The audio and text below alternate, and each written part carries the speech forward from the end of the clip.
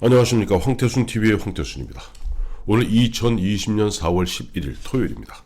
지금 어제에 이어서 오늘까지 연 이틀째의 사전투표 진행되고 있습니다. 오늘 4월 11일 토요일 11시 현재로 전체 유권자 중에 한 4,400만 유권자 중에 724만 명이 사전투표를 했습니다. 사전투표율은 16.46%고요. 광역단체별로는 광역특별시로는 보면은 광주가 제일 높아서 20.28%, 제일 낮은 곳은 대구가 13.98%고, 일반 도 단위에서는 전남이 24%, 어제도 말씀드렸습니다만 이낙연 효과인 것 같습니다. 또 그에 반해서 가장 유권자가 많은 경기 같은 경우는 14.45%를 기록하고 있습니다. 이런 가운데 어제 오전과 오후 미래통합당은 그야말로 롤러코스터를 탄 것 같습니다.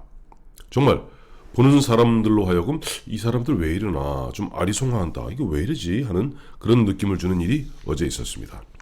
어제 저희가 잠깐 소개해드렸습니다만 이진복 총괄선대본부장은 주말에 이른바 N번방 사건과 관련하여 큰 거 한 방이 있을 것이다 라는 식으로 예고편을 갖다 띄웠죠. 군부를 뗐습니다.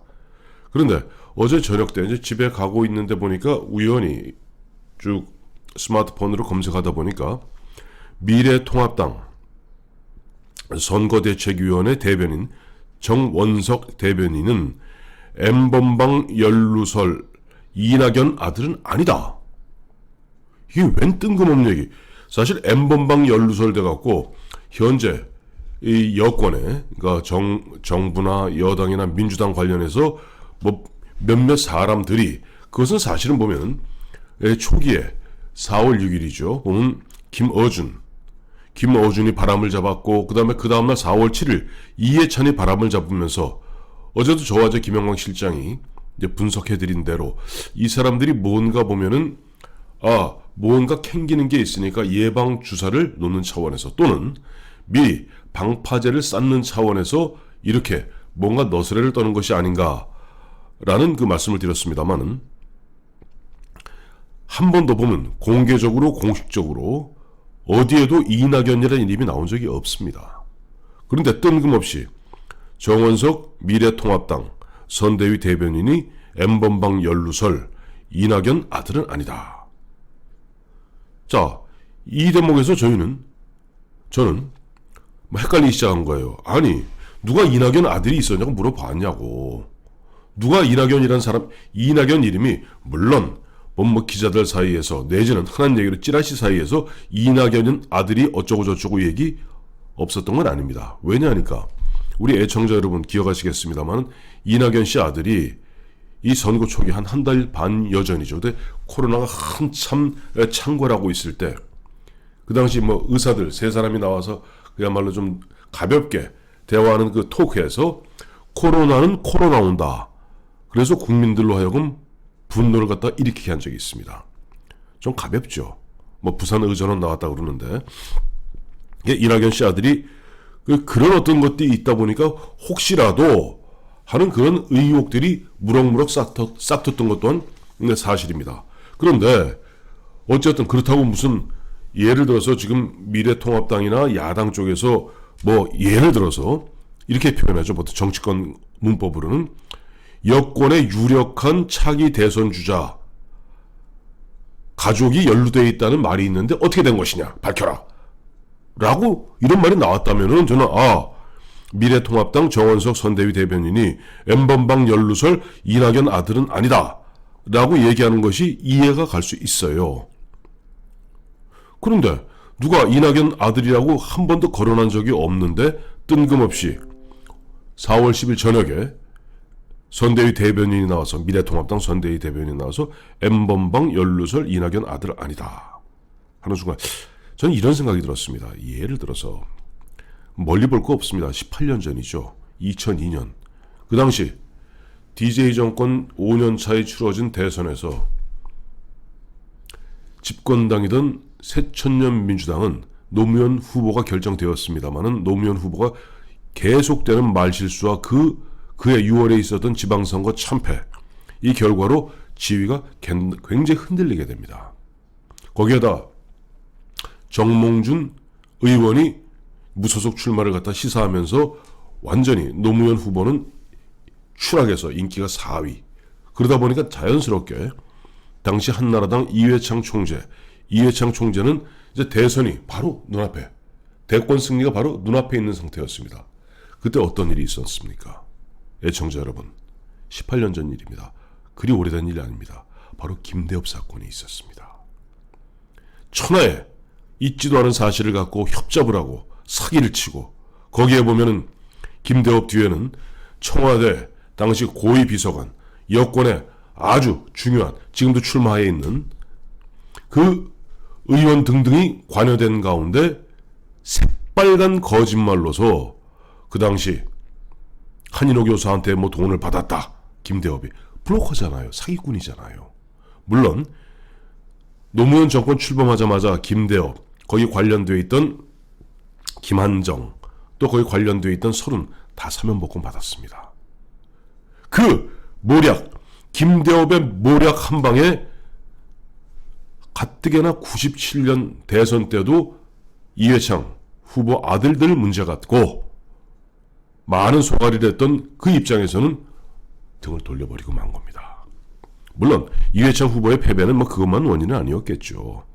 그런데 자, 그렇게 지금 미래통합당, 또 미래통합당의 전신인 새누리당, 자유한국당, 뭐 한나라당, 공이다, 보수정당은 정말 처절하리만큼 좌파들의 중상과 모략과 음해, 뭐 멀리 볼 거 있습니까? 2016년 저들이 늘 언필칭 자랑하는 촛불혁명, 모략이었다는 것이 드러나고 있지 않습니까? 문재인 대통령 취임하자마자 뭐 그 당시에 촛불혁명의 촛불을 꺼뜨리려는 쿠데타 음모가 있었다. 계엄문건 샅샅이 파헤쳐라. 탈탈 털었더니 무죄되지 않았습니까? 전부가. 그러다 보니까 어제 그제 계속 보도된 바와 같이 거기에 그 당시 수사에 관여했던 가해자들이 그런다는 거 아니에요? 야, 어떡하든지 1번 찍어라. 1번 찍지 않으면 우리 다 죽는다. 왜? 자기들이 엉터리 수사한 것을 갖다 스스로 고백하는 것이죠. 어쨌든 김대엽한테 그렇게 당해놓고도 예를 들어서 그런 낌새가 있으면 오히려 그걸 갖고 물고 늘어져야 할 미래통합당에 갑자기 미리 사전에 면죄부를 주는 모습 보고 저는 정말로 정치판 32년 있으면서 이런 선대위 대변인은 처음 본다는 생각을 지울 수가 없었습니다. 그래서 곰곰이 집에 가서 생각을 해봤어요. 왜 그랬을까? 제가 모르는 어떤 깊은 원모 심려가 있지 않았을까? 그래서 보니까 두 가지 경우가 딱 있습니다. 첫째는 당초 이진복 총괄본부장이 이야기한 대로 뭔가 이낙연 씨 아들과 관련된 여러 첩보들이 있었던 거예요. 왜 이진복 그 본부장도 얘기하지 않았습니까? 여러 이야기들이 있는데 그것을 크로스 체크 중이다. 근데 시간은 이제 얼마 안 남았고 크로스 체크 하는데 시간은 너무 걸리고 그렇잖아요. 지금 보면 피의사실 공표하면은 검찰이나 경찰이나 난리가 나거든요. 그러니까 뭐 221명이 뭐 송치되어 있습니다만 누가 누군지 모르고 또 지금 26만 명에 달한다는 그 회원들 그 명단을 갖다가 뭐 이런저런 이야기는 있는데 그 확인이 안 되는 거예요. 그러다 보니까 저는 나름대로 미래통합당에서도 좀 머리를 쓴 것이 아닌가 하는 그런 의심을 하게 됩니다. 의심이라기보다 합리적 의심이죠. 증거가 불충분하고 아직 확인이 안 됐으니까 시간은 짧고 일단은 이낙연 아들 프레임을 만들자. M번방 이낙연 아들 이 세 가지 키워드가 연결될 수 있도록 오히려 정원석 선대위 대변인 32살이더라고요 보니까 젊은 친구던데. 그래서 M번방 연루설 이낙연 아들은 아니다 라는 아주 이례적인 성명을 발표하게 한 것이 아닌가 하는 것이 첫 번째 짐작이고, 두 번째 짐작이 아마 맞을 것 같은데 갑자기 미래통합당 원래 보수 진영 사람들이 좀 점잖습니다. 그 남한테 해코지 잘 못합니다. 그래서 갑자기 군자의 본 모습으로 돌아와서 송량지인 남의 공공한 점을 파헤치지 않는, 그리고 정정당당하게 그야말로 정도로서 승부를 결하겠다는 그런 것일까요? 모르겠습니다. 두고 봐야 될 일이죠.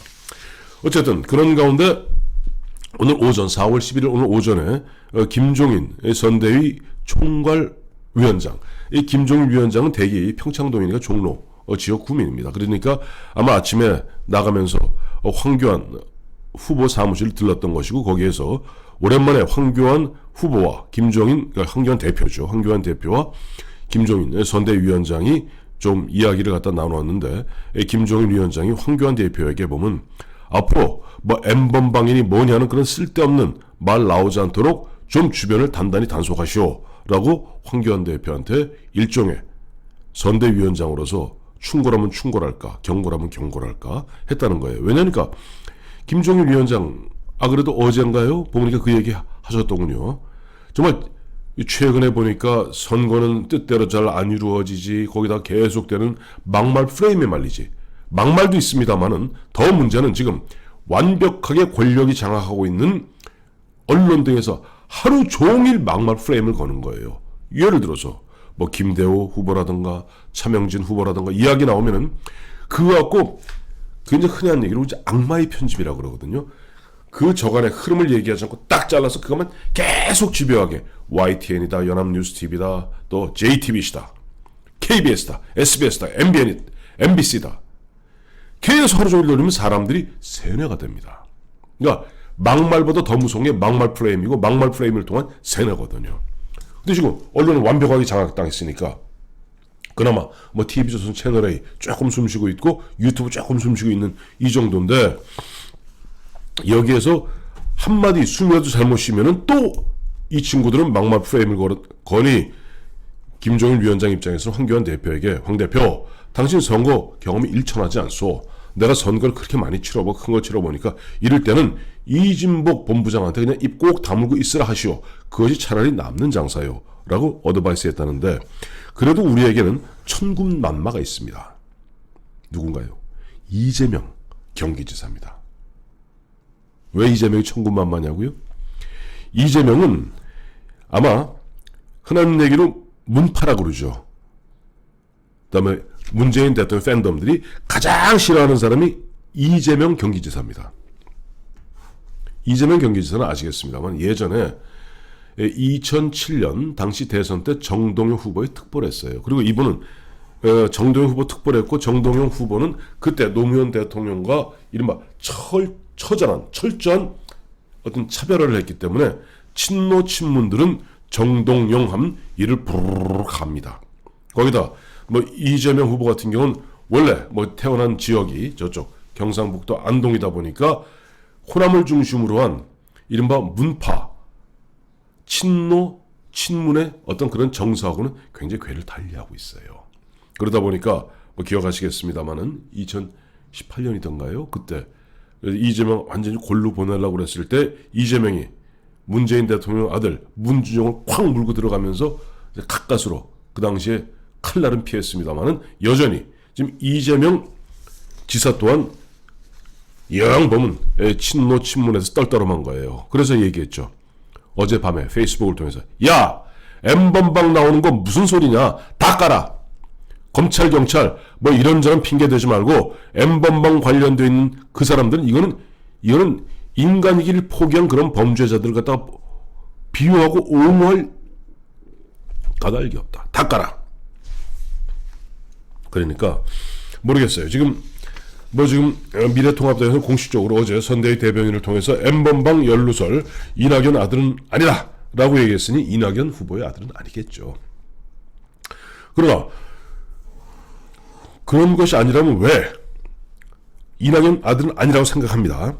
그건 분명히 얘기했으니까. 정원석 선대위 대변인이 N번방 연루설 이낙연 아들은 아니다 얘기했는데, 어쨌든 지금 집권 세력 내에 누군가 연루가 되어 있기 때문에 김어준이 4월 6일 날, 그리고 김어준이 한 말을 갖고 명색이 집권자당 대표인 칠선의 이해찬 대표가 공작 운운하면서 주말에 공작 두서너 개 준비 중인데 하나는 우리가 알고 있다. 이해찬 대표님께 한 가지 꼭 청드리고 싶습니다. 이해찬 대표가 파악하셨던 미래통합당에서 준비했던 공작의 그 얼개가 어떻게 되는 것인지 한번 밝혀주시기 바랍니다.